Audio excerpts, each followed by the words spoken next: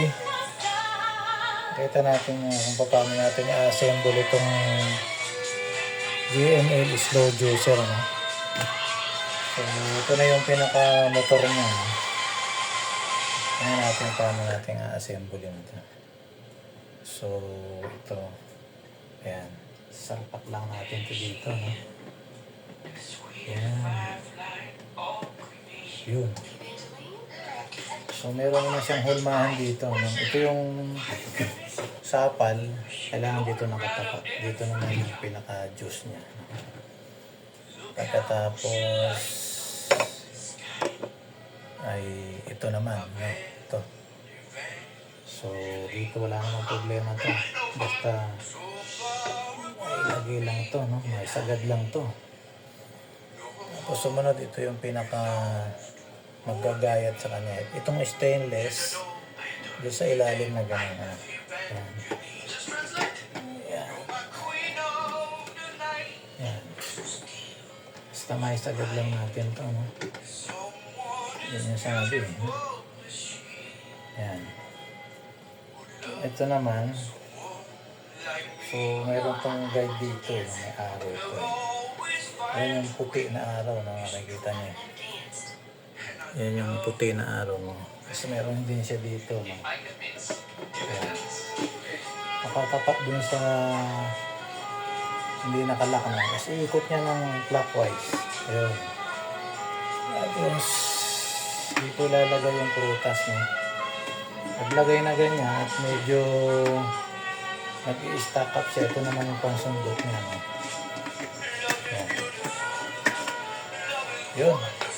Yun lang, ano? At mamaya magagayat muna tayo ng ng i-juice natin, mamaya ipakita ko sa inyo. Yun lang muna. Ayun. Okay. So ito na mga friends, yung ating i-juicer, no? Nagkuhan tayo ng konting lemon, ng carrots, ng pepino at saka ng konting luya, no? So susubukan natin ngayon dito, no? Ilagay dito yung mga ilang ingredients. Try natin dito, no? Yan. Sige. So ihulog natin ganon. Tapos maghulog tayo ng konting carrots. Yan, hulog natin ganon. Konting ginger. Tapos lagyan natin ng 2 lemon. So try natin ngayon. So dito i-pause lang natin. Yan. Tingnan natin. Yan. Yun, ha? Sasambal niya. Yan, ha? Carrots yan at saka carrots,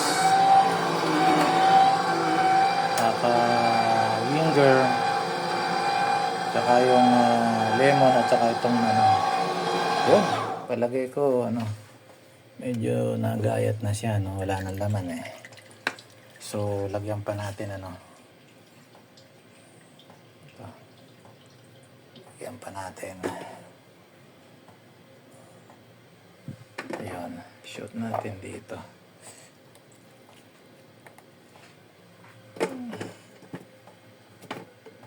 Yun.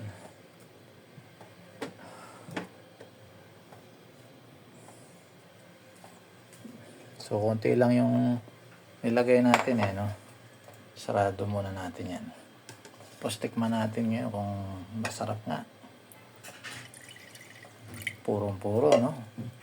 Ito, yan, no?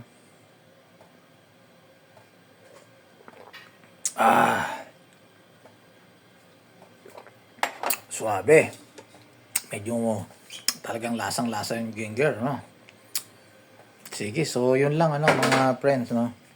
Yun yung menu natin ngayon, Napaka-suabing-suabe itong juicer na to.